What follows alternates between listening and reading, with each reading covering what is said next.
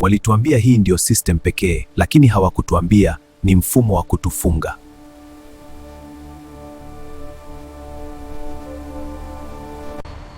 Hii game imekuwa ngumu. Unafanya kazi lakini hela haikai.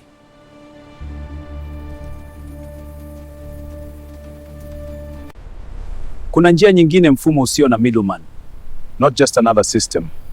This is freedom. Smart contracts ready, liquidity pools connected, decentralization loading. Launch it.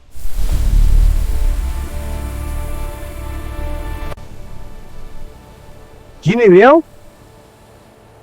I was protecting the system. Now I choose freedom. No banks, no limits, no control.